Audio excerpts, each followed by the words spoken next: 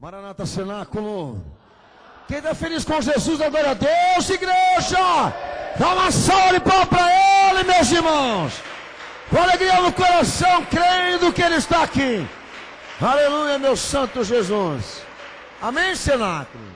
Que quando a reunião é feita no nome dEle, meus irmãos, amém? A fé prevalece, né, Cenáculo? Amém? Como a igreja dele vai prevalecer nos últimos dias, se ela tiver essa fé. Deus abençoe toda a igreja, pode se assentar. Em nome de Jesus, amém, na confiabilidade de que esse culto está sendo feito, amém, centralizado naquilo que Jesus é, naquilo que Ele fez por nós. É isso mesmo, Cenáculo? Agradecendo ao meu Senhor, ao meu bom Jesus, por ter me dado essa oportunidade de estar aqui com a igreja nessa noite, amém, culto público aberto, amém, igreja Cenáculo com a fé, na disposição de ouvir a palavra de Deus, e eu me sinto, amém, como muitos irmãos aqui, um abençoado de Jesus por poder estar aqui para pregar essa mensagem cristã. Amém? Quantos creem que Jesus está aqui nesta igreja? Dá glória a Jesus, Cenáculo. Meus amados, Deus abençoe a todos que passaram pela porta estreita aqui em São Paulo, amém, para serem revelados pelo Senhor Jesus, aqui no Cenáculo a Fé, em propósito e campanha de preparação e santificação para a volta do Cristo, para a volta do nosso Senhor diante de tantos sinais, só não vê quem não quer. Um abraço aos meus irmãos que estão pela internet participando deste culto também, ao vivo nesse dia 8 de maio de 2014, transmissão simultânea pelo horadaverdade.com. Deus abençoe a toda a igreja que está reunida aí pela internet, na disposição de ouvir aquilo que Jesus vai dizer, de ser revelado pela sua doutrina, de buscar a salvação nele, enquanto nós temos a oportunidade. Deus abençoe a toda a igreja reunida de Jesus aqui nesta noite, seja membro, convidado de Jesus, amém, não importa, o que interessa é que todos nós estamos com este objetivo, deixar com que a fé fale mais alto do que as opiniões. Meus amados irmãos, eu quero dar aqui alguns avisos importantes, e depois nós vamos para a oração, amém, daquilo que vai ser pregado aqui nessa noite. Pedir ao nosso Senhor para que essa mensagem, amém, com certeza, arrebate a nossa consciência para ser tratada diante de Deus. Amém? O que é isso aqui, minha filha? É original? Então tá bom. Esses irmãos me dão emoção constante. Bom, Cenáculo, bom, pastor, eu tenho muita coisa para falar, mas eu vou tentar falar daquilo que é prioridade, né? Eu tenho dito constantemente à igreja, como também em todo o nosso momento em que estamos abertos também para a transmissão desse culto, da realidade dessa igreja, até porque o Cenáculo da Fé, essa igreja que nós fazemos parte, não tem do que esconder, viu, irmãos? Nós vivemos da fé, são poucos os apoiadores dessa obra, são poucos aqueles que acreditam no que essa igreja faz, que confiam naquilo que nós determinamos aqui nessa obra, enfim. O pastor, eu estou aqui para dar aqui alguns pontos importantes que sustentam essa obra, dizer a todos que estão aqui nessa noite, de que a igreja Cenáculo com a Fé, ela se mantém de pé por dois fatores. O principal, amém, porque Jesus deu a ela graça e misericórdia. E a segunda, irmãos, porque há voluntários, amém, depositando aqui nessa igreja o seu amor, por várias ações, amém, porque a gente obviamente não vive de torcida, a gente vive, amém, essa igreja vive, amém, de acordo com as doações, de acordo com a aplicação e a ação do povo que congrega aqui, e daqueles que também, amém, em nome de Jesus, estão à disposição, estão sempre abertos, amém, a receberem de Jesus a revelação. Então, pastor, eu quero, em nome de Jesus, dizer aos amados irmãos, de que esta igreja precisa e muito, necessita muito e carece muito de toda ajuda, de toda colaboração, de tudo aquilo que vocês puderem, amém, dar, oferecer e fazer por essa obra, seja material, espiritual,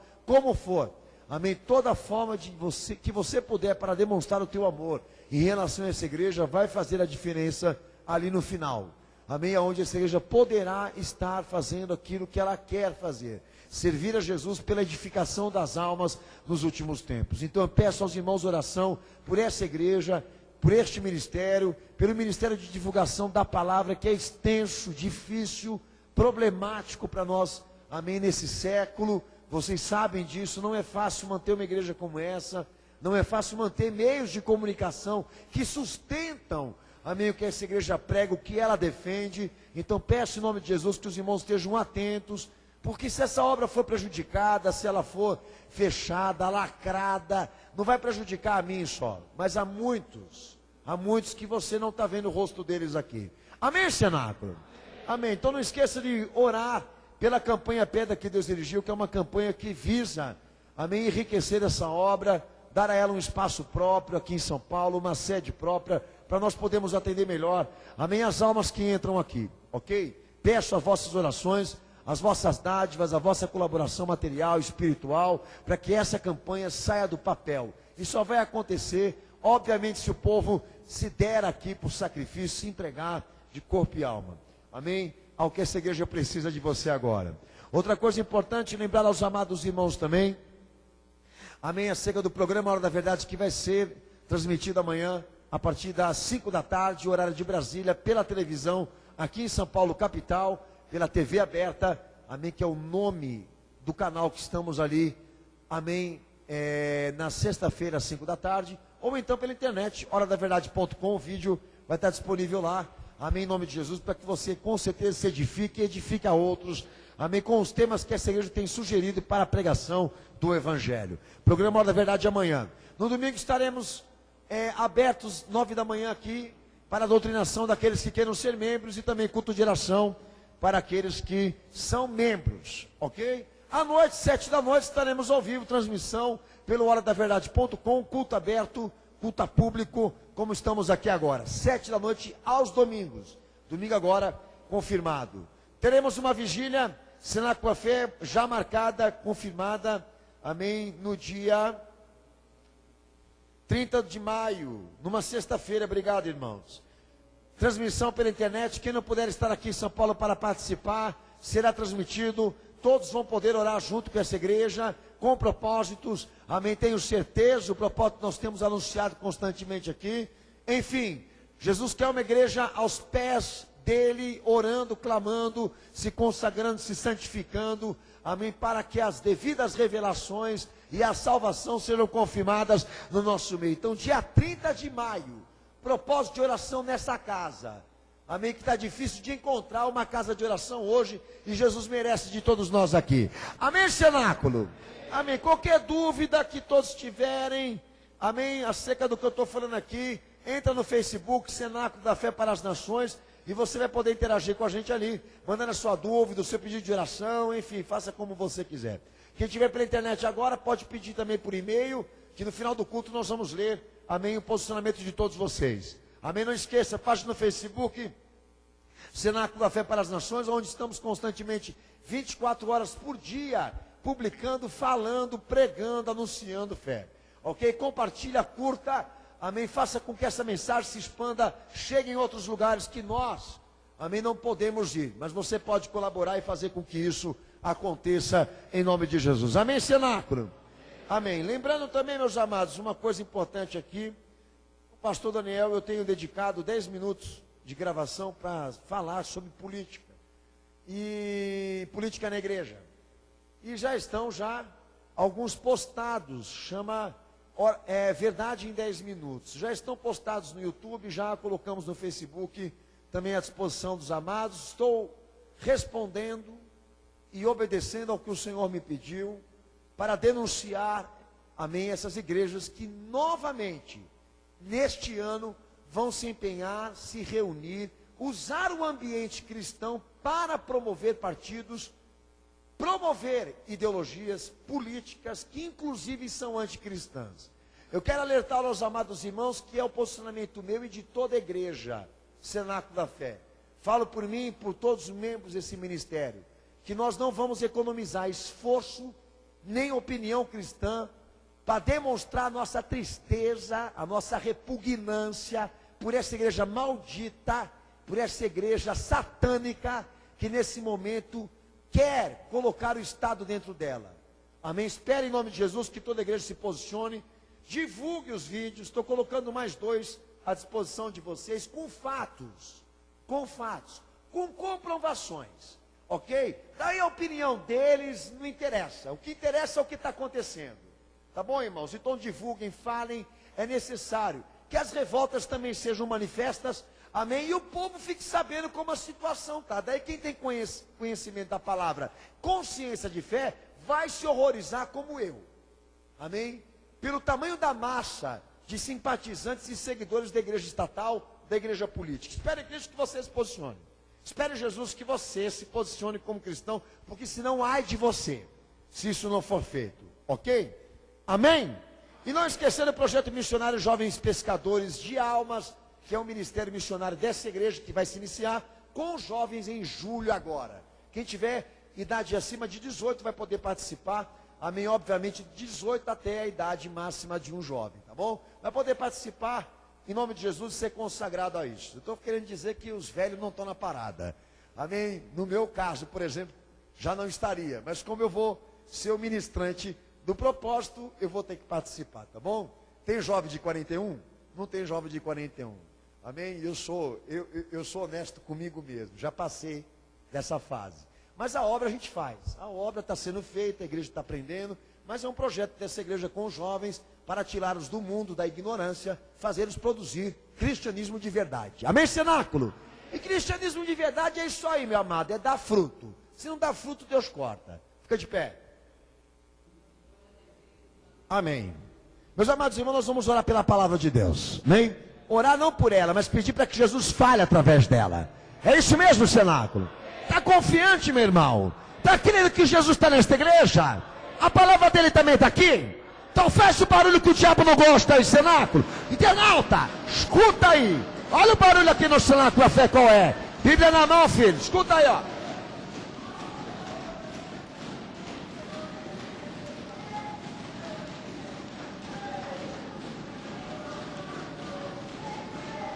Levanta a tua espada para o céu. Por incrível que pareça, sabe, cenáculo? A maior guerra dessa igreja aqui para se tornar, para permanecer em Cristo, não é o diabo da coisa. Não são as forças espirituais da maldade. A pior vertente da igreja hoje é a opinião humana. Meu Senhor Jesus, que capeta doloroso, difícil, escorregadio, pegajoso.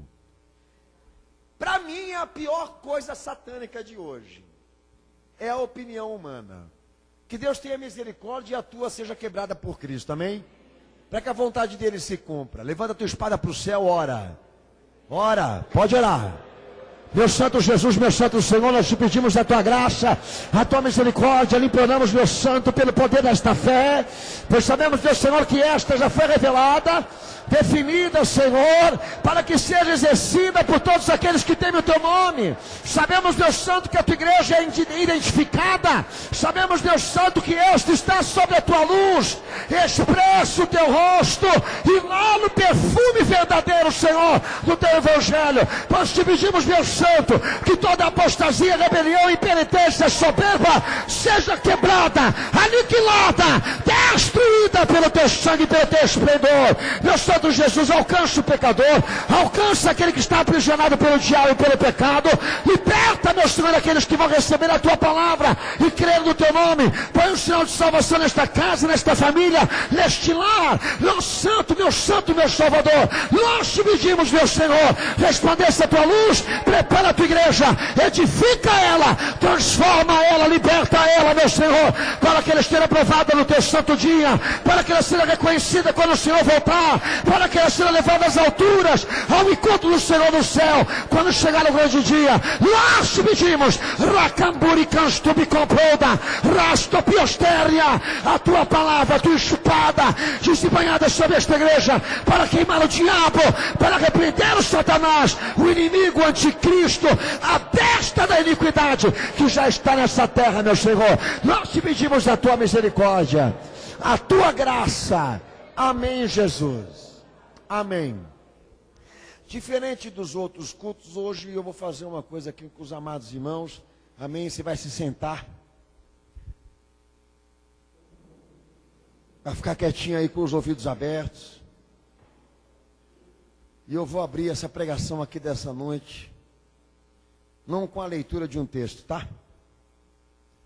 Mas com um pedido e uma solicitação minha como cristão, minha como pastor, a você que está aqui nessa igreja hoje.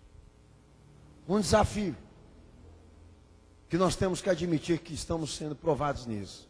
Nós estamos desafiados, devido às circunstâncias atuais, desafiados a classificar o tipo de cristianismo que nós queremos viver, irmãos. Nós estamos chegando num ponto aonde todo cristão fiel tem que dar uma resposta definitiva do que ele quer ser. Eu tenho tido muita dificuldade de implementar o evangelho aonde o Senhor me confia igreja, público, pessoas, etc, etc. E eu já dei uma pitada aqui de uma reclamação minha, como pastor e como cristão, e tenho certeza que são as dores do meu Senhor. O fato da opinião pública, a opinião das pessoas estarem fortes demais ao ponto de se sobressair, de se exaltar acima da fé. E eu não me refiro ao mundo, porque para mim o mundo é o mundo. E as pessoas que estão ali são do mundo. Ela não escuta, ela não ouve, ela não concorda. Eu já sei disso. E ela também já sabe. Mas a coisa mais dolorosa, mais difícil, está por parte daqueles que estão porta dentro da igreja. É uma coisa impressionante como que a igreja não tem mais personalidade e caráter naquilo que emprega. Então está chegando uma hora que nós precisamos realmente definir, pessoalmente, tá? Definir aquilo que nós estamos, na verdade, querendo com o nome de Jesus. Como nós vamos tratar cristianismo? Vamos tratar com lealdade? Ou vamos tratar com desrespeito? Porque o desrespeito está sendo implementado pela sociedade e é fundo histórico, tá? O cristianismo está sendo classificado como um conglomerado de religiões, que está sustentado por diversas inspirações. E eu falo isso para os amados irmãos, porque dentro das academias de teologia, a Bíblia não é a inspiração. Eu posso afirmar a você que eu estive lá. Formam-se teólogos ali, mas não se formam pastores, tá? E é o que está acontecendo. E a nova geração que vai surgir aí, de cristãos, é assustador o rosto, a expressão dessa igreja, referente ao que está na Bíblia. A maneira desrespeitosa que a sociedade está tratando o cristianismo hoje é, ou se deve ao fato do cristianismo ser uma religião inspirada por diversas ideias, pensamentos que já existiram aqui nessa terra. Mas eu, como cristão e como pastor, não quero tratar o cristianismo como um conjunto de religião ou de religiões. Mas quero tratar, e aí entra o desafio da igreja hoje. Quero tratar como uma escolha única de Deus, tá? Escolha única de Deus significa, não é religião, é plano de salvação. Escolha única de Deus para redimir a humanidade, que se cumpre em Jesus Cristo, Jesus de Nazaré, como obra, vida, ensinamento, morte e ressurreição, para uma redenção, aonde não há opções, alternativas, a não ser esta: cumprir o dever de um cristão, admitir que o plano da salvação de Deus para a humanidade se desenha e se confirma naquilo que Jesus representou. Então, quando a gente assimila a personalidade e o caráter do que eu estou falando aqui, nós vamos ser um estorvo, um constrangimento total para essa sociedade que está lá fora agora. Quantos concordam? Levanta a sua mão aqui. Então essa é a nossa luta. Reunir as características, as formas, para construirmos uma experiência cristã de verdade. Essa é a obra que nós queremos fazer aqui.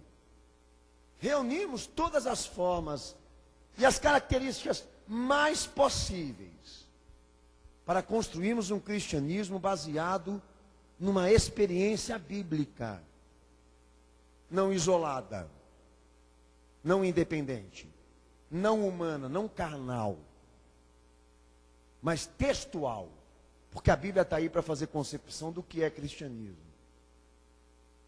Então, se você escolheu estar dentro de uma igreja como você está aqui agora, você deve isso para Deus, tá? E vai ser teu desafio. Quem sabe a partir de hoje, chegar numa definição do que você quer. O que você quer ser? Do que você está em busca?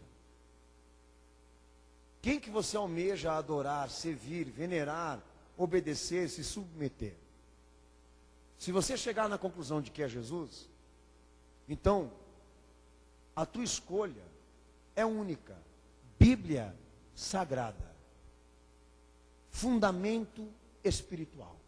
Única inspiração da igreja. A tua definição final vai ser isso. Cai na Bíblia, filho, e vai aprender.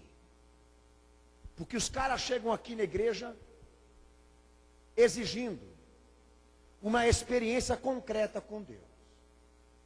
Uma perspectiva de vida com Deus.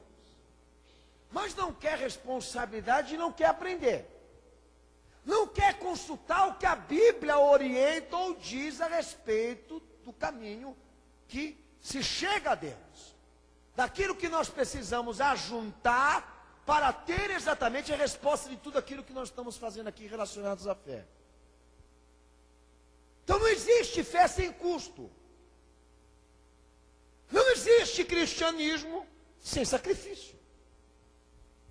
Não existe obra cristã sem a obediência. Então, se realmente você chegou nessa conclusão de que você quer ser um cristão de verdade, então você tem que incentivar, orar, interceder para que o teu pastor, a tua igreja, se dedique ao máximo para que você aprenda e exerça essa função com tudo aquilo que o cristianismo tem direito para ser uma prerrogativa, uma expressão fiel a Deus. Que é isso que nós estamos querendo aqui. Então eu vou juntar alguns fatores que essa igreja hoje aqui, eu sei que está pegando para você também, que faz com que cristianismo seja de Cristo, tá? Que cristianismo seja realmente a escolha única de Deus. Que aquilo que quem não tiver o que vai ser dito aqui, não é salvo. Não tem Deus, não tem Jesus. É uma coisa industrializada, produzida por culturas. Porque para ser salvo, para ter Deus, para ter Jesus, entrar no céu, você precisa de tudo que eu vou numerar aqui, filho. E entenda, isso não foi produzido por mim, nem dito pelo meu coração, nem por aqueles que vieram antes de mim. A determinância é bíblica porque ela tem inspiração, vontade, o caráter de Deus. E se a Bíblia não tiver autoridade para dizer a você o que é certo, o que é errado, eu já não sei mais quem é o pastor da igreja. Então me perdi. Se a Bíblia não é suficiente para dizer a esse povo que está aqui dentro qual é a vontade de Deus, então eu já não sei mais o que é igreja, então eu já não sei mais quem comanda uma instituição como essa daqui. Então vamos deixar claro. Nós não temos aqui um conjunto religioso. Nós temos aqui uma comunidade de pessoas que assumiram um voto de fé relacionado ao que Deus estabeleceu e escolheu para nós, que se cumpre em Jesus, que se cumpre em doutrinas obedecidas. E o primeiro que eu quero fazer questão com os amados irmãos aqui é João 3,5.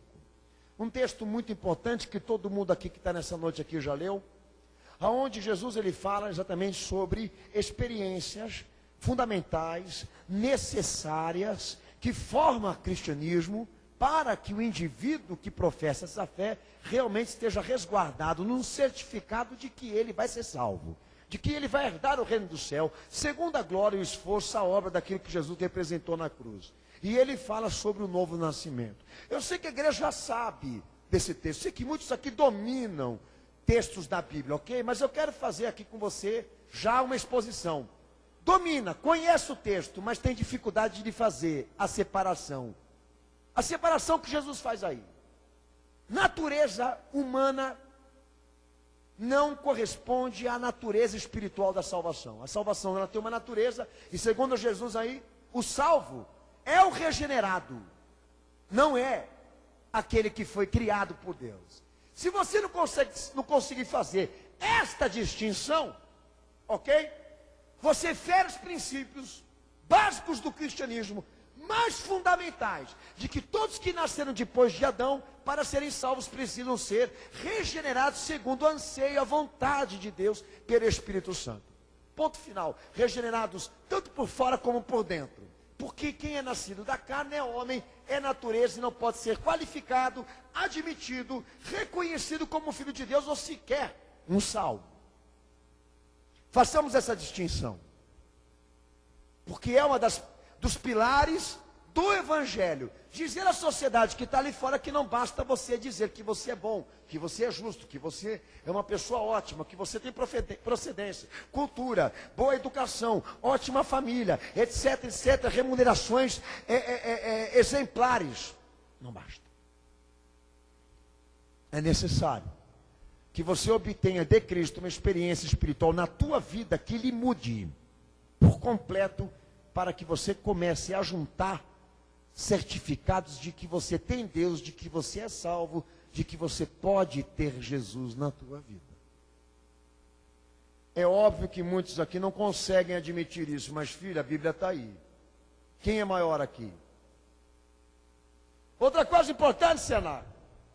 2 Pedro 3,18, eu quero que vocês leiam essa palavra. 2 Pedro 3,18. Vai, Cenáculo, com fé.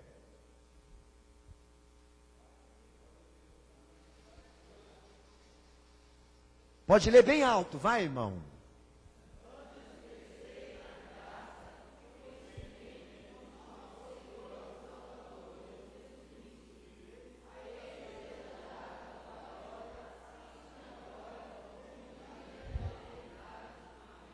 Amém. E eu falo amém de novo para exatamente concordar com o que Simão está pregando aí. Crescimento. Veja bem, a obra produtiva para Cristo não é aquela que se espalha pela terra, ok? Mas aquela que acrescenta valores. Quem concorda diz amém. Então, se tratando de crescimento espiritual e não crescimento aparente, Pedro diz o seguinte: irmãos, vamos crescer. Vamos crescer na graça. Conhecimento de graça quer dizer o seguinte: admitir, reconhecer que nós fomos resgatados pela justiça de Deus e não pela nossa. Segundo a graça e a misericórdia dele, não segundo aquilo que nós fazemos ou fizemos. Você já reconheceu isso? Então, se você não reconheceu, cresça no sentido até que você admita que o preço do teu resgate é Cristo, não as tuas obras. Cresça no conhecimento, se aprofunde na palavra, entenda, assimila, compreenda, discirna, porque esse é teu dever como cristão. Para que amanhã você não seja um fraudulento, um contraditório, um desviado, um genérico da vida. Mas Deus possa comprovar a sua glória por intermédio daquilo que você tem produzido espiritualmente nessa caminhada de fé. Pois o crescimento que Deus espera de todos nós aqui é aquele que é representado por intermédio do que você pensa, do que você fala, do que você faz. Isso engrandece, glorifica, exalta aquilo que Jesus na verdade sofreu, no que Ele ofertou por nós. Não entra no mérito se o povo que está aqui é pobre ou rico, de uma igreja grande, famosa, de um pastor intelectual. Pois o crescimento que Deus busca entre nós aqui, ele é invisível, chega até ser invisível, por aqueles que estão no mundo agora, porque se tratam de riquezas espirituais. És rico com Cristo? Tens o crescimento espiritual na tua vida segundo Jesus Cristo? Se não tiver, busca, porque sem isso você não é salvo e não entra no céu. Ou então o inferno vale A pena é para você, para mim e para quem discorda. Quem testifica diz amém. Nossa, pastor Daniel, quanta regra, pastor. Olha, veja bem. Eu comecei essa pregação aqui, irmãos, colocando um desafio diante de todos aqui a tratar cristianismo com respeito. Se realmente a nossa decisão é Cristo, então, pelo amor de Deus, filho, não fala besteira. Não abra a boca para você falar o que Deus não falou. Não ponha nas entrelinhas do teu pensamento conteúdo que não é bíblico. Eu estou cansado de escutar moleque, safado, sem vergonha, opinando a mim como pastor o que eu tenho que dizer, o que eu tenho que falar, o que eu tenho que concordar. Parece que o povo não entendeu que a igreja não é uma coisa pública, a igreja não é uma coisa do pastor. Nós não estamos aqui para desenvolver metas pessoais e nem pensamento próprio, meus irmãos. Fizemos um voto de amar e servir a Cristo. Então, se esse voto é verdadeiro, quem tem que prevalecer aí? Finalmente, na decisão final de tudo. E essa é a questão, irmãos. Eles não querem ser crentes, não querem servir, mas não largam um osso. Estão aqui dentro da igreja para fazer corrupção, escândalo e denegrir a imagem de Jesus. Texto de Mateus 22, 11, Senado. Você pode abrir, mas não precisa nem ler. Aliás, leia. É um texto forte, leia. Lê bem alto, cenáculo.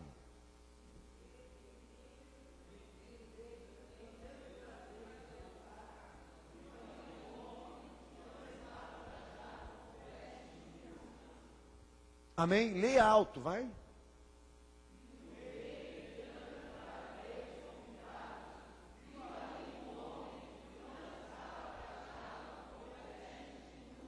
E que o rei da salvação falou para o homem? O que Jesus falou para o homem? Lê o texto de baixo.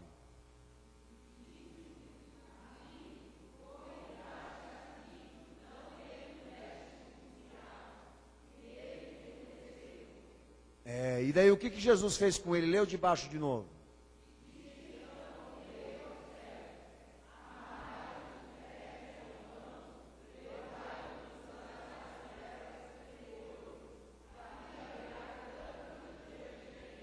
Amém? Quem aceita o que Jesus está falando aí? Amém. Bom, nós somos chamados para uma renovação. Mas eu quero entender o significado disso. Bom, renovação. Renovação do quê? Deus tem que ser renovado? Jesus tem que mudar agora? Para agradar o público? Não. A renovação está endereçada, destinada a quem pecou. Não a quem é justo ou então divino, celeste, poderoso, sobrenatural. Está se relacionando exatamente uma experiência que nós precisamos para poder sermos salvos. Então, o que Jesus disse aí? Ora, querido, a renovação que ele defende, ou que ele veio buscar para nós, é aquela que requer veste de justiça. E ele, por parábola, diz que quando ele foi frente a alguém que não tinha uma renovação verdadeira e espiritual, baseada na vontade cristã, ele mandou amarrar os pés e as mãos desse indivíduo e jogar ele no fogo do inferno. A pergunta que eu faço aqui, meus amados, quem está excluindo este homem de festejar, de participar da salvação? O pastor? A igreja? Não. O dono da festa. A autoridade dessa salvação.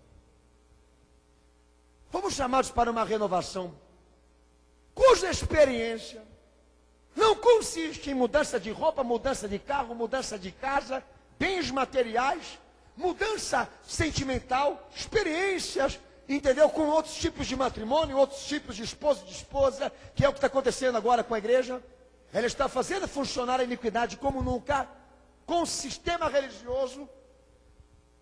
E Jesus me traz a noção de que a renovação, ela não traz agregado a felicidade, a satisfação e a promoção do homem, mas a satisfação de Deus que ofertou o Filho dele na cruz, de te ver vestido espiritualmente como Ele quer.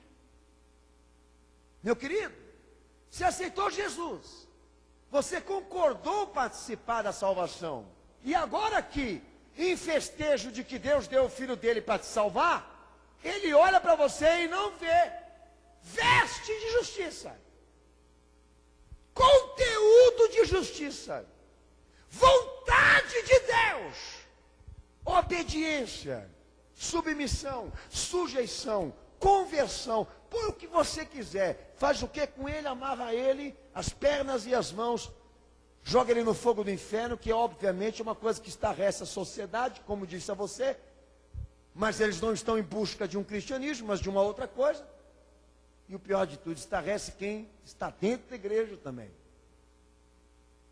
Então eu tenho vivido uma experiência como cristão, em relação às pessoas, que quem deve estar sujeitado agora a ser renovado e a mudar de opinião é Deus, não o homem. A Bíblia não tem mais autoridade para falar, a Bíblia não tem mais autoridade para exortar, para disciplinar, para dizer o que nós temos que crer.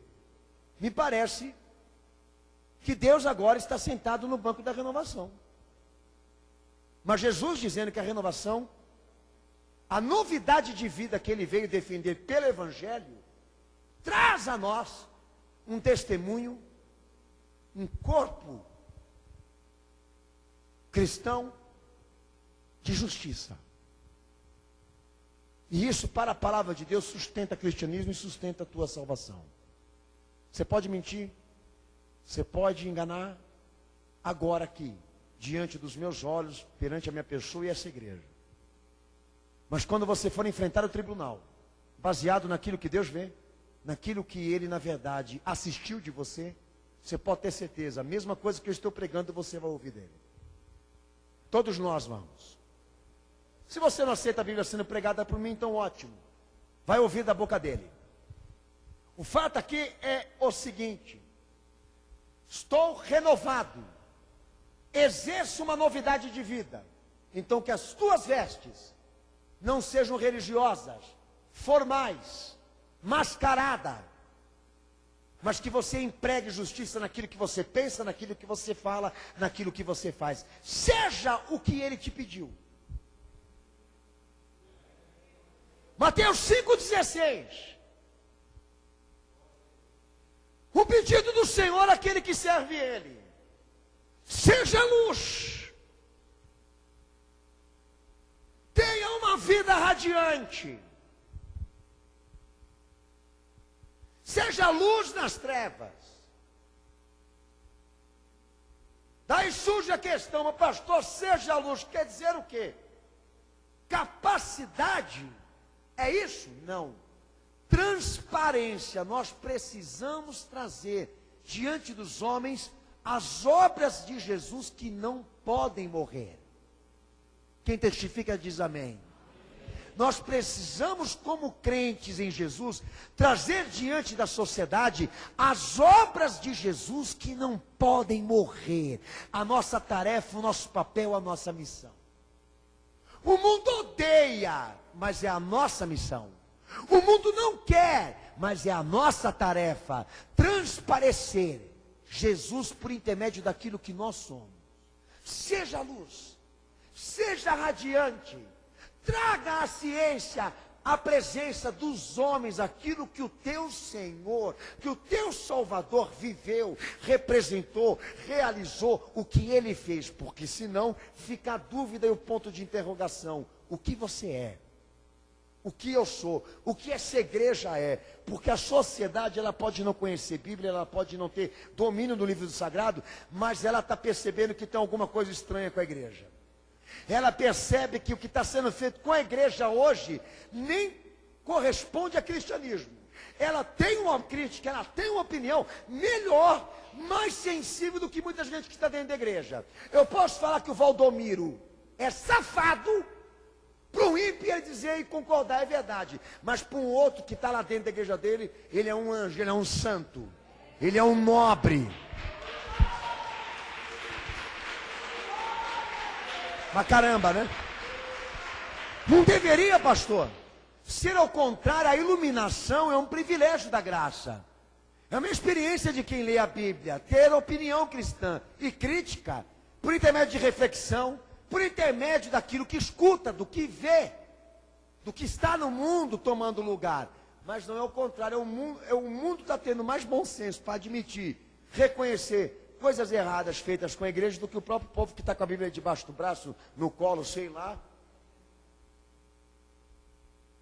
E dizendo que vive um cristianismo bom. Viver um cristianismo sem irradiar, sem transmitir a luz plena daquilo que Jesus foi, como homem, como pessoa, como vida humana, como expectativa, perspectiva, trabalho, dedicação, empenho, prioridades. Não é cristianismo.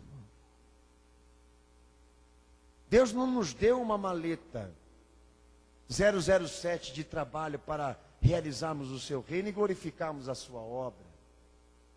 Deus não implementou a igreja dele dentro de indústrias, dentro de grandes empresas e megas empresas, meus amados irmãos. A igreja, ela foi introduzida e construída a partir de um coração, de um sentimento, de uma pessoa devota, tá bom? Texto de Mateus 7, 24. Jesus tratando sobre edificação de caráter. Vê o texto bem alto, cenáculo.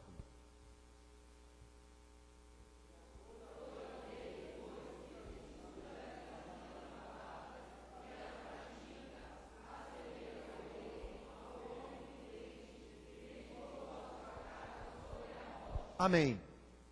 Caráter, índole. Caráter, opinião. Somos irredutível na opinião cristã. Eu sou irredutível, tá? Mas não sou compreendido pela sociedade. Então, qual a posição do crente em relação a tudo que se discute nesse mundo?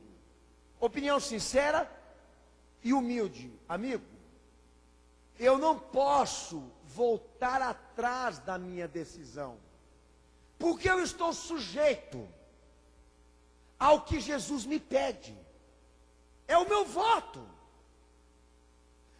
Contraria até a minha vontade, mas eu não realizo vida com a minha vontade, realizo vida servindo a Cristo. Se ele não entender, eu não vou perder muito tempo para convencê-lo. Eu vou me retirar e vou me resguardar naquilo que eu recebi do Senhor. Porque é um caráter, uma índole, um pensamento, uma opinião que tem moldura, que tem um fecho. Eu não posso de maneira nenhuma quebrar. Agora, se por causa de circunstâncias, de pressões, de experiências dolorosas, de perca, a igreja abrir um leque, abrir uma exceção e começar a viver a experiência do afrouxamento, da covardia, da displicência, da irresponsabilidade, daí nós entramos numa quebra de conduta configurada, tá? Porque se nós temos uma igreja feita em Cristo, é a partir da vontade dele e não nossa. Se somos nascidos de Deus, então temos que ter a cara dele. E a questão aqui é esta, meus amados irmãos: aonde está esse cristianismo até aqui aonde eu cheguei? O que nós temos mais aí é religião do que consistência. Paulo já dizia que cristianismo tem cheiro, irmãos. Tem cheiro, tem gosto. Vocês não estão percebendo o que está acontecendo? Então, ou você não quer chegar, ou você não conhece patavina nenhuma. Porque é uma coisa interessante, impressionante, aliás. Quando Jesus fala, quando é ele, seja por sonho, visão, palavra, qual seja a experiência, não tem como confundirmos quando é ele que fala. Como não tem como confundir quando é um cristão que fala. Porque as experiências são unificadoras com a fé. Então eu posso estar falando isso para o irmão agora, e um crente que eu nem conheço lá do outro lado do mundo, falando a mesma coisa, buscando a mesma coisa, porque nós somos governados por Cristo através de princípios de caráter, de pensamento cristão. E a única onde a igreja se forma aí, meu irmão, na escolha que Deus fez, que não lhe dá alternativa, que lhe ordena a fazer aquilo que Deus determinou. O cristianismo é isso, ou você cai nisso, ou você se entrega a isso, ou, obviamente, você vai criar complicações para você, para a tua igreja, para quem você conhece, e no futuro, condenação para a tua vida, porque quem não tem isso até aqui não é salvo. João 1:2.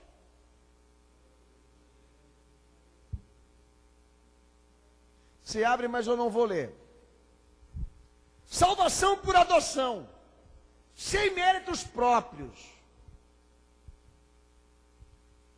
A palavra de Deus deixando claro que o salvo, ele é salvo porque Deus o adotou por intermédio da força, do esforço, da dedicação, da entrega do seu filho. Somos adotados, não somos filhos, mas fomos feitos filhos para Deus, conforme Cristo e a sua regeneração. Quem aceita isso, testifica e diz amém. Você concorda?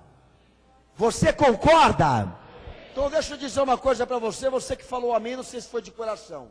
Se você concorda que você entrou na salvação por intermédio de uma adoção, baseada em uma eleição cristã, então você vai chegar a essa conclusão como eu cheguei. Nada do que você trouxe do mundo, das tuas culturas, das tuas formações, presta para você fazer cristianismo. Não confunda dons, virtudes do Espírito Santo com qualidades próprias, porque não tem nada a ver uma coisa com a outra. Segundo a palavra de Deus, o que presta é aquilo que Jesus vai colocar dentro de mim, porque aquilo que eu tinha já está reprovado. Se diz adotado porque não era filho, amigo.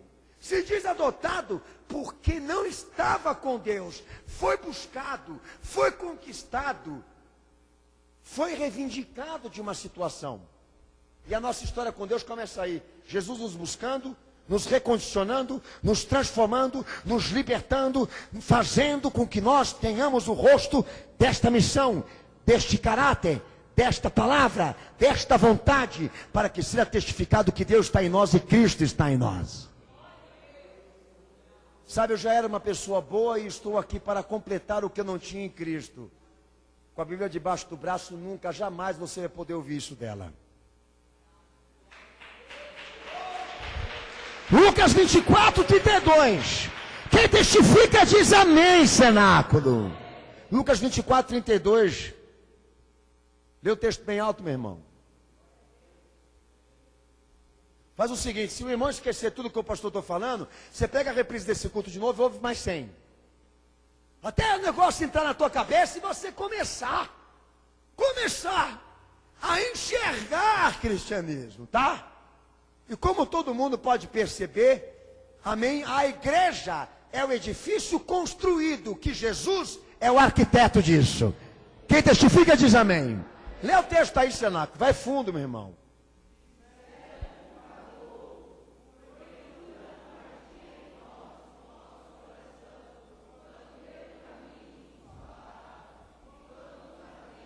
Ai, Senhor.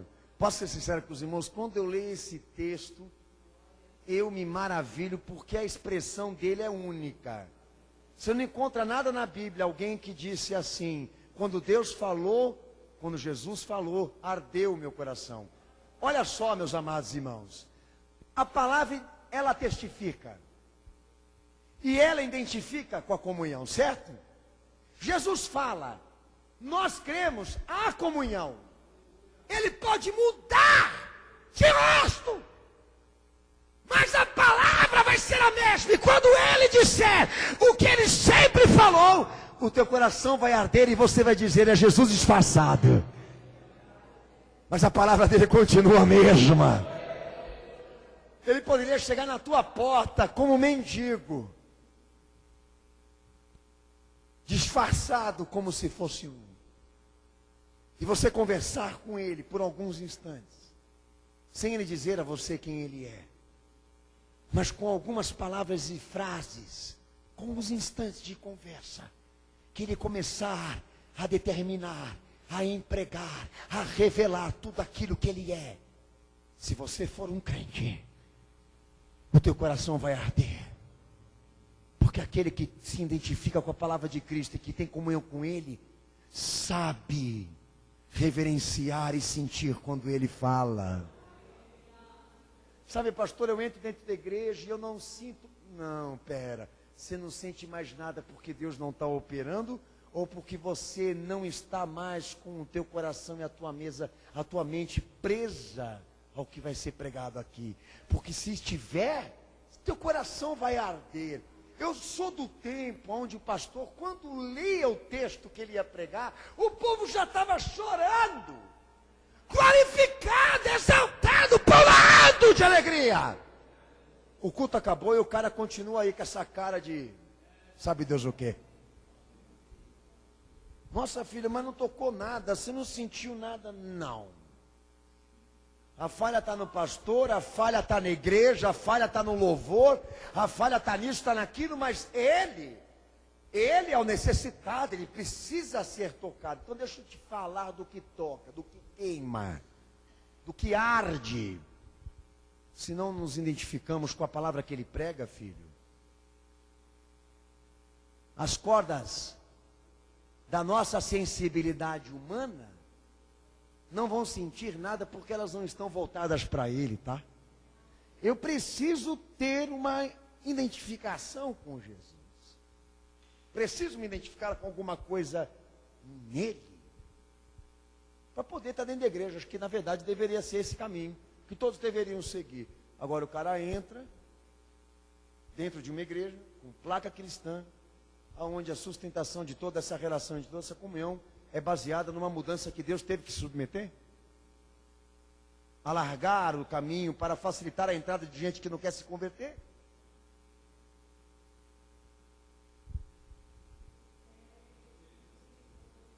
João 8, 31, 32.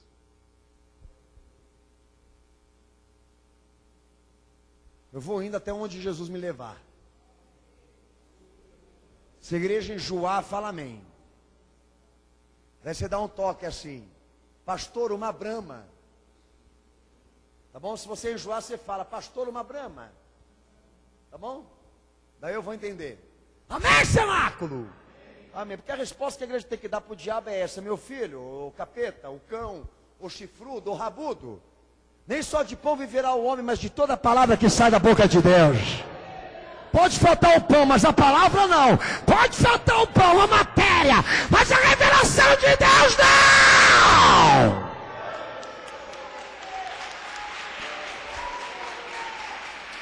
Aleluia. Lê, cenáculo, João 8, 31 e 32, lê.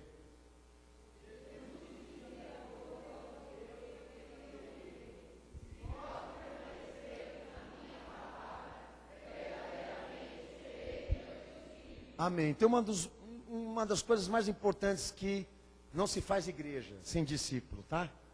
Então é muito interessante dentro da igreja que o povo entra e a fachada da igreja é o pastor. Então a tendência é uma coisa impressionante, acho que é a parte mais industrial da igreja hoje. Quem for seguidor do pastor ou serviçal do pastor ou coisa parecida, tem que falar como ele. Até os R's. Não sei se a igreja já percebeu, né? Tem que ser igual. Tem vezes que a coisa chega a ser tão profissional que dá até para confundir. Se você não estiver vendo a imagem, você fala: é o fulano. Não é o fulano, é o ciclano, é o clone. Não tem uma liberdade da gente ser a gente. Tem que haver uma rotulagem da questão. Então, se tratando de modelo, de inspiração e educação, Jesus ele diz o seguinte: olha, meu amigo, a nível de educação, eu sou o educador. Eu sou o educador. É como se ele dissesse: quer ser meu discípulo?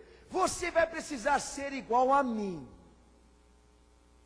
Com o teu jeito, mas com todo o meu pensamento.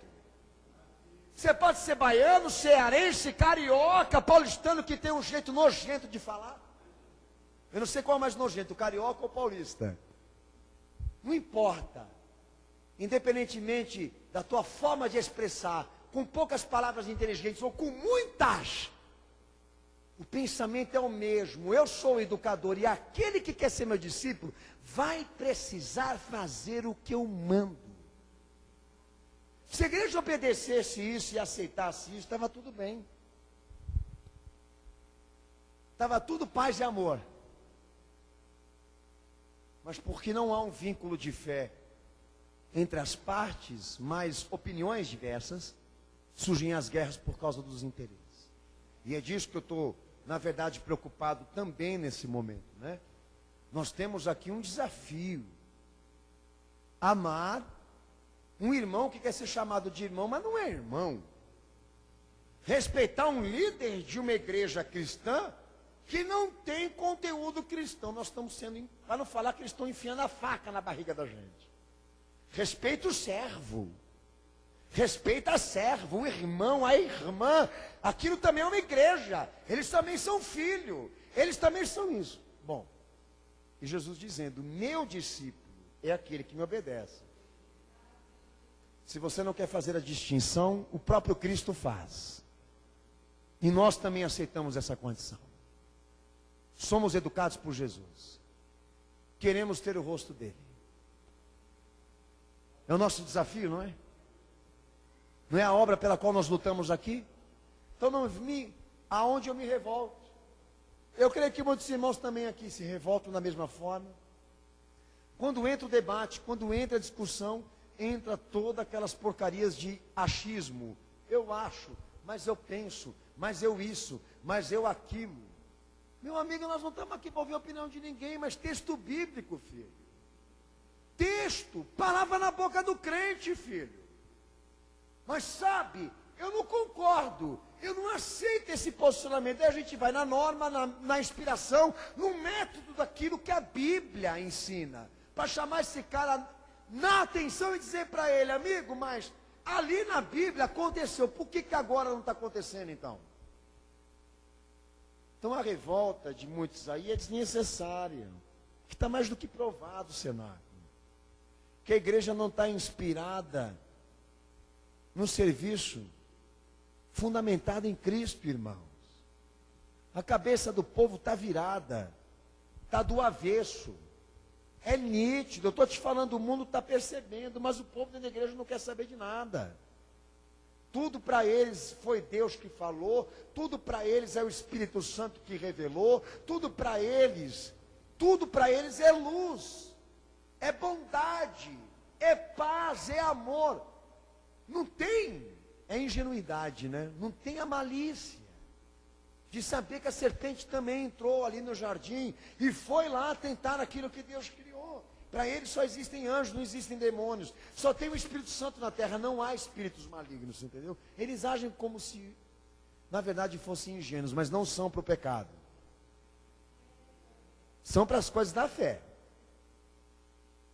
Não tem como a gente evitar de que a distinção seja feita. E Jesus constranja todos aqui quando ele disser, esse é meu discípulo, aquele ali não é. 1 Timóteo 6,18.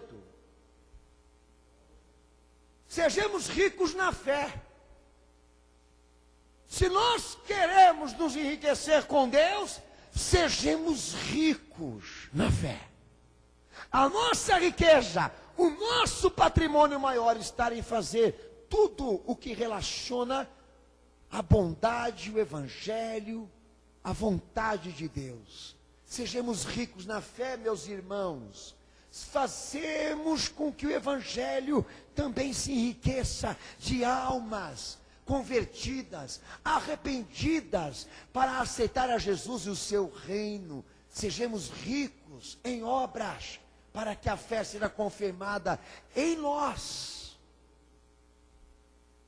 Que não seria uma boa teoria, nem uma boa doutrina, nem uma boa palavra para muitos que estão dentro da igreja hoje, endividados até a tampa. E eu cito uma das coisas claras aqui, de que o dízimo, por exemplo, é uma forma de fazer com que o evangelho se enriqueça, a obra prospere, de fazer com que a gente se enriqueça com Deus.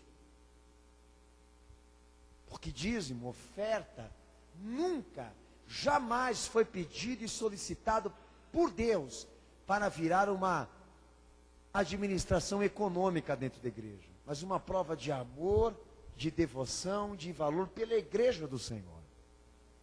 Porque quando a igreja começar a ficar discutindo porcentagem, 10% do líquido ou do gasoso, que está mais para gasoso, ó. Entendeu? Pronto, a igreja se perdeu, filho. Agora a cruz vale 10%. Sacrifício 10%. São coisas assim, que a fé trata para curar, a fé trata para disciplinar.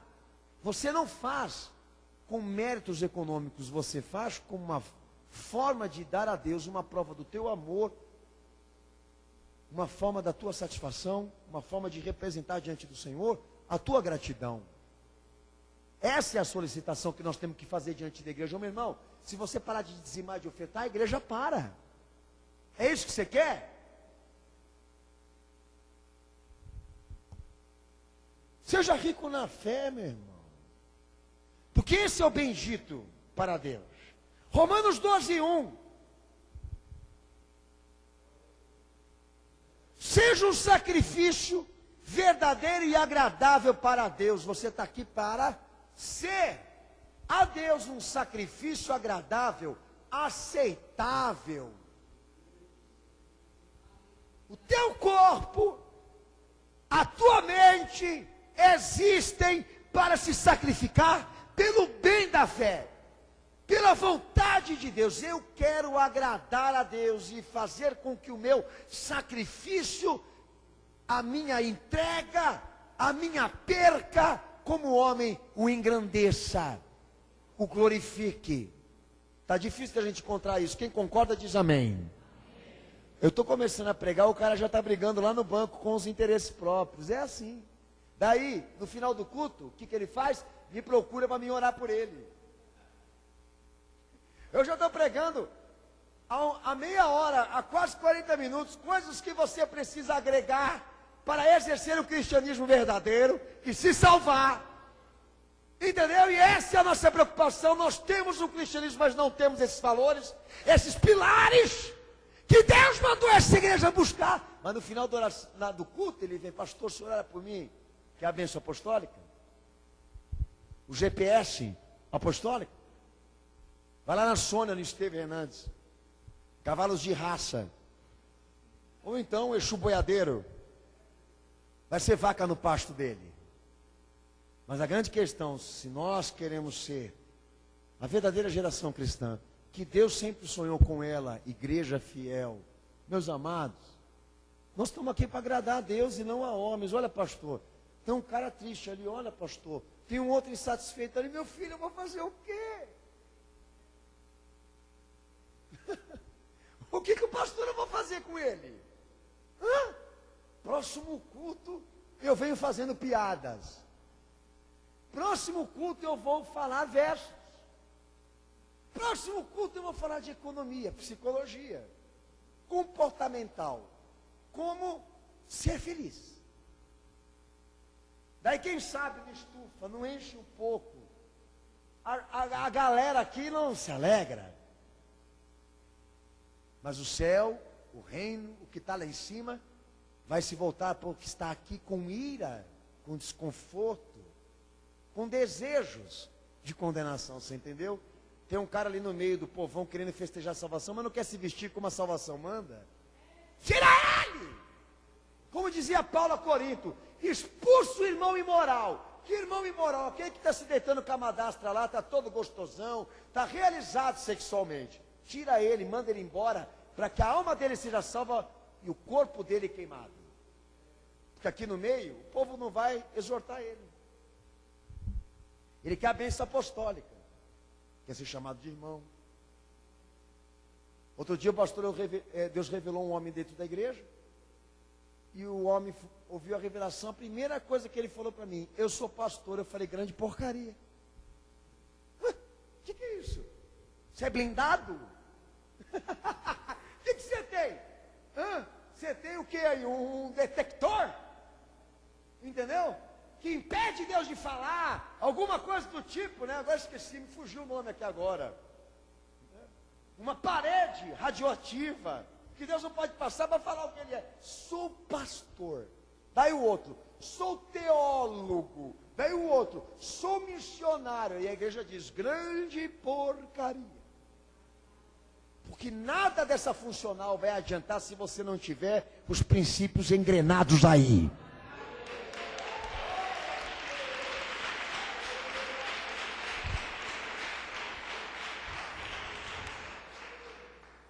Primeira Timóteo 6,12. Olha para o teu irmão do lado e diz para ele assim, meu irmão, o cristianismo de verdade tem uma causa pela qual batalha. Batalha, guerreia. Combate sempre. O cristão fiel já tem uma guerra definitiva. É, a fé. A fé. A fé. Fala, cenáculo, a fé! É quem está dormindo aí. Que diríamos o seguinte, a minha luta, a minha batalha, a minha guerra é fazer com que a fé apareça. Lê o texto alto aí desse irmão. Lê alto, cenáculo.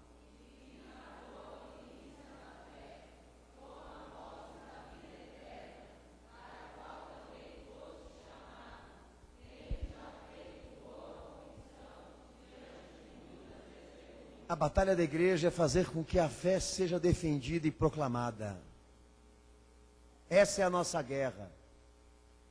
Antes eu me via guerreando por interesses alheios e interesses próprios, mas hoje eu me vejo guerreando por uma vontade, por um anseio, por uma perspectiva, por um desejo, por uma conquista que a fé determina. Que Jesus diz para mim, é bom, salva, leva para o céu. Eu me vejo guerreando sempre, lutando sempre, para que Jesus seja engrandecido na minha mente, seja engrandecido no meu corpo, seja engrandecido na minha vida, seja engrandecido em todos os negócios que eu faço, que eu realizo. Porque desde o dia em que eu aceitei Jesus, essa obra se manifestou e se revelou na minha vida. E a fé nunca mais permitiu que eu estivesse em um outro universo, a não ser este, aonde a salvação está confirmada. Combate o bom combate da fé, porque aonde há o combate da fé, há milicianos que a defendem. Nós temos alguns sussurros e algumas insatisfações, pastor Daniel, relacionadas ao que está pregando sobre fé. A pregação da fé está deixando gente aí escandalizada. Então, vamos dar uma dose mais forte para esse povo aí tomar vergonha na cara. Vamos dar uma dose mais forte aí para eles, da parte de Cristo, para que realmente o Senhor possa impactar os seus corações e a dureza, a escama, caia na presença do Senhor. Vamos batalhar para que essas almas se salvem, para que essas vidas se convertam, para que elas se arrependam, para que elas se dobrem diante do Senhor Jesus e o confessem e o obedeçam. Agora, eles estão querendo mudar o processo. Vamos encantar a sociedade lá fora para sermos aceitos como cristãos. O cristianismo sendo tratado como estatística. O cristianismo sendo tratado como estatística. Economicamente correto, socialmente enquadrado, ética, social. Ah, pelo amor de Deus, filho, aonde você viu isso?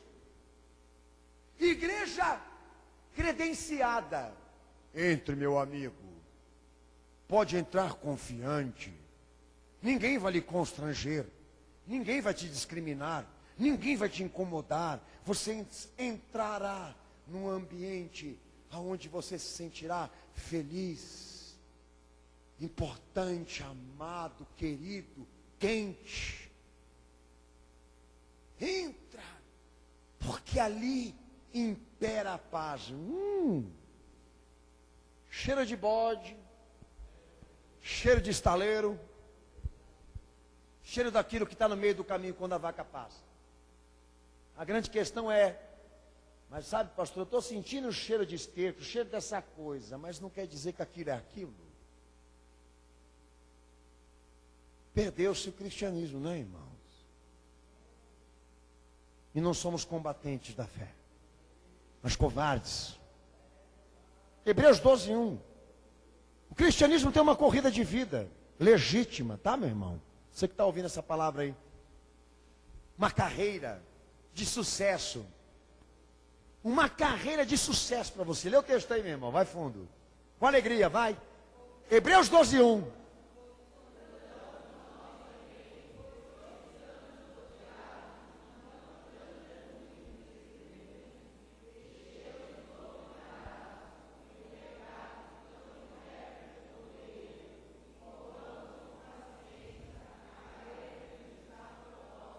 Amém.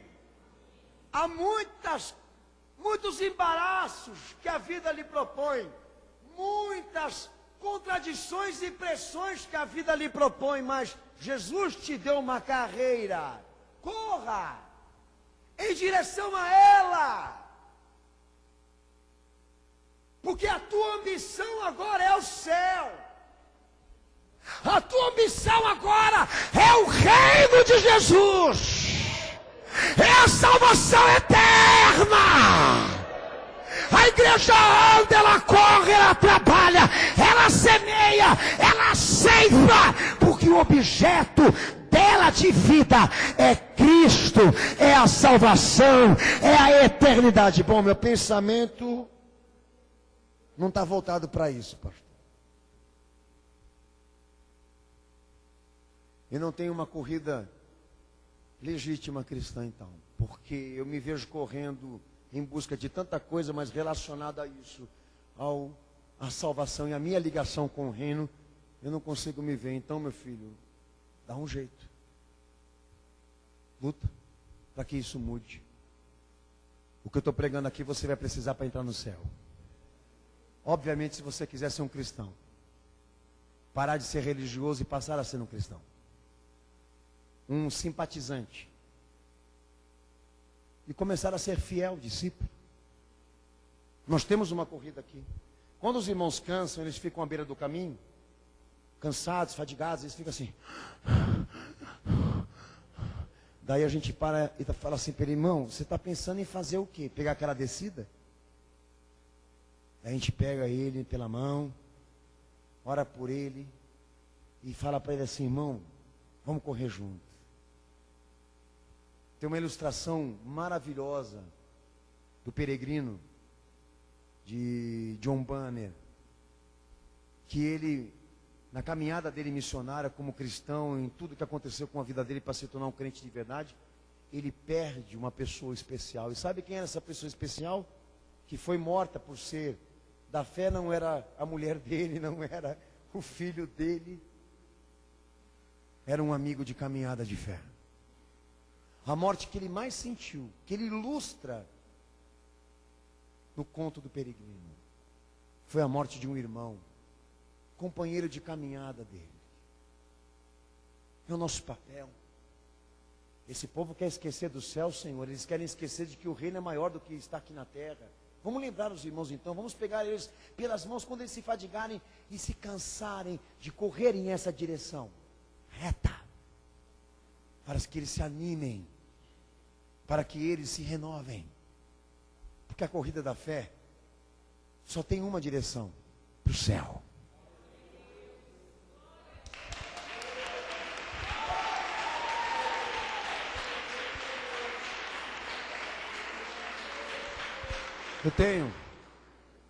Pastor, eu tinha mais coisas para dizer aqui, irmão, mas o pastor eu vou encerrar. Eu tenho para mim que já é suficiente para essa igreja concluir hoje aqui, que os cordeiros desse rebanho são levados por Cristo. Esses cordeiros que estão aqui são designados à vontade do seu pastor. Isso é igreja. Isso é cristianismo. Fomos resgatados para sermos dele. Você precisa entender que toda a recompensa que Deus determina, toda a promessa que Ele pronuncia, ela vem de acordo com o teu serviço, com o teu empenho, com a tua obediência, com a tua perseverança naquilo que Ele te colocou. Quando o meu Senhor falou sobre salvação, Ele disse: a salvação será daqueles que perseverarem até o fim. Não basta só iniciar, andar e caminhar algumas léguas, alguns quilômetros com Ele. É necessário você terminar aquilo que você começou. Não me venha falando de desculpas, não me venha falando de situações extremas. Você não terminou, você não é salvo. Isso é cristianismo. O vitorioso é aquele que alcança essa fé. Já dizia João, a vitória que vence o mundo é a fé. A fé que está depositada em Cristo. O verdadeiro vitorioso não é aquele que impressiona o mundo, é aquele que impressiona Jesus. Homem de grande fé, não foi isso que ele disse? E para quem ele disse isso? Quem pode responder aqui? Homem, mulher de grande fé. A quem ele se referiu? A um rei? A um Golias? A um soldado? A um homem potente? Não, a alguém que se ajoelhou, se humilhou e disse a ele: Senhor, me atenda, eu me satisfaço com as migalhas que caem da tua mesa.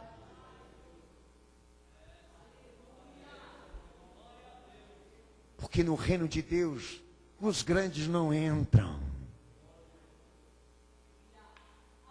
O maior vitorioso é aquele que tem a fé. A igreja vitoriosa é aquela que não abandona, não se envergonha, não nega o seu Senhor. Ela pode ser pobre materialmente, pode ser feia, chão de terra, bancos dos piores, que você senta e dá dor na coluna. Você pode ali olhar para ela e não se atrair com a sua beleza externa. Mas quando ela abre a boca, é como Deus falou aqui, o teu coração arde, porque você sabe que é Jesus falando com ela. Marape andar astupia, terrega seque, biose funderai. O verdadeiro cristianismo, basta ali, né? 1 minuto de conversa com aquela pessoa que se diz cristã. Rapaz, 10 palavras que você falou é do céu. Estas outras frases que você disse aí, todas elas estão relacionadas com aquilo que está no céu. Você só pensa no céu e na salvação? E o mundo não entende que a nossa ambição é essa. A ambição da verdadeira igreja é poder ter o privilégio de passar pela porta do céu, não na porta da igreja. Alcançar a comunhão e o amor do seu Senhor, não do pastor. Porque o pastor, olha o pastor Daniel como ele é chato. Eu não mereço nada não. A Jesus. Ele é meu sonho de consumo. Poder saber que Ele está alegre comigo e feliz comigo, me torna um bem-aventurado, uma pessoa realizada. Esse rebanho está aqui para servir o pastor, que deu a vida pelas suas ovelhas. Ou então, tornamos um cristianismo, esse cristianismo uma religião, uma mera estatística econômica, social, política. Tornamos o cristianismo uma ética, uma forma de exercer marxismo, socialismo, opção pelos pobres ou coisa parecida que tem demais por aí, não? Mas eu quero hoje aqui lançar diante de você esse desafio. Vamos tratar o cristianismo como eles estão tratando lá fora? Ou vamos tratar Cristo com respeito, aceitando? Deus fez a escolha por nós e não nos deu alternativa. Quem crê tem a vida. Quem não crê nele já está condenado, porque nega o Filho único do Pai Celestial. Defina hoje o que você quer ser. Abaixa tua cabeça, fecha teus olhos.